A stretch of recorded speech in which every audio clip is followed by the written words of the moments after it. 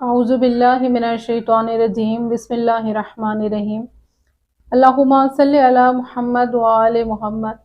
بہار میں ایک واقعہ نقل ہے کہ امام علی ابن ابی طالب جنگ صفین سے واپس آ رہے تھے تو آپ نے ایک ایسی جگہ قیام فرمایا جو کہ صحرا تھا۔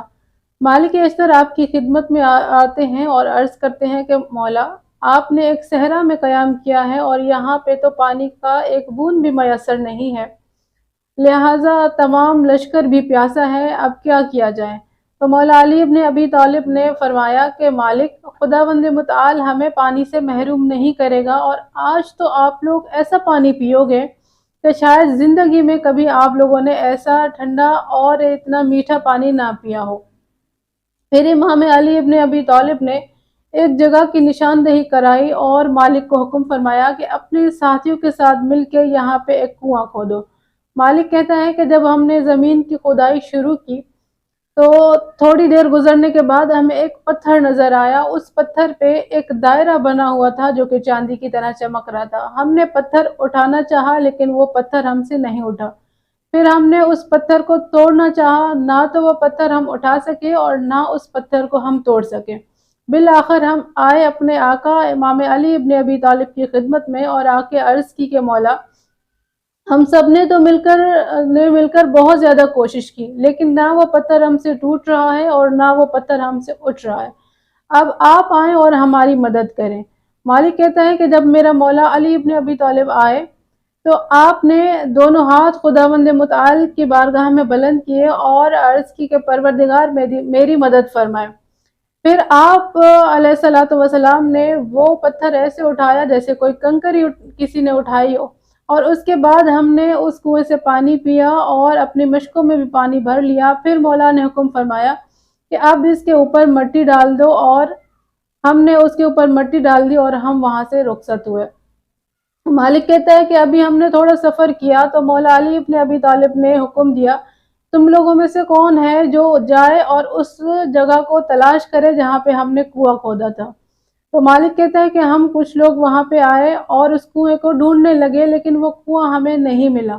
تھوڑے فاصلے پہ ہمیں ایک گرجا گھر نظر آیا، ہم اس گرجا گھر کے اندر گئے تو اس گرجا گھر میں ایک راہب بیٹھا ہوا تھا۔ ہم نے اس سے پوچھا کہ آپ کے پاس پانی ہے؟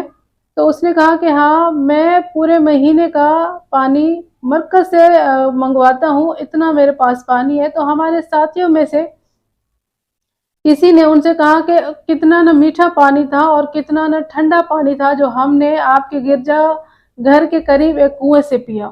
تو وہ راہب حیران ہو جاتا ہے اور ان سے پوچھتا ہے کہ کیا یہاں کے قریب کنواں ہے جس میں سے تم لوگوں نے پانی پیا ہے؟ تو مالک کہتا ہے کہ ہم نے کہا کہ ہاں، ہم اپنے آقا کے ساتھ آئے تھے اور وہ کنواں ہم نے کھودا تھا اور وہاں سے پانی پیا تھا۔ اب ہمارے مولا نے دوبارہ ہمیں بھیجا ہے لیکن وہ کنواں ہمیں نہیں ملا۔ تو وہ جو راہب ہوتا ہے وہ ان سے پوچھتا ہے کہ اچھا، آپ کا آقا کوئی نبی ہے؟ تو یہ کہتے ہیں کہ نہیں، نبی تو نہیں ہے، بلکہ ہمارے آخری نبی حضرت محمد مصطفیٰ صلی اللہ علیہ وآلہ وسلم کے وصی ضرور ہے۔ تو وہ راہب کہتا ہے کہ اچھا، پھر ان کے پاس مجھے لے چلو۔ مالک کہتا ہے کہ ہم ان کو مولا علی ابن ابی طالب کی خدمت میں لائے تو مولا نے اس راہب کو دیکھ کے فرمایا کہ شامون ہو؟ تو وہ راہب حیران ہو جاتا ہے اور عرض کرتا ہے کہ یہ نام تو فقط میری ماں جانتی ہے اور خدا جانتا ہے کہ میرا نام شامون ہے، اس کے علاوہ کسی اور کو پتہ نہیں۔ تو امام علی ابن ابی طالب نے فرمایا کہ لیکن مجھے علم ہے۔ تو وہ سوال کرتا ہے کہ مولا، جس کنویں سے آپ کی لشکر نے پانی پیا اس کا نام کیا ہے؟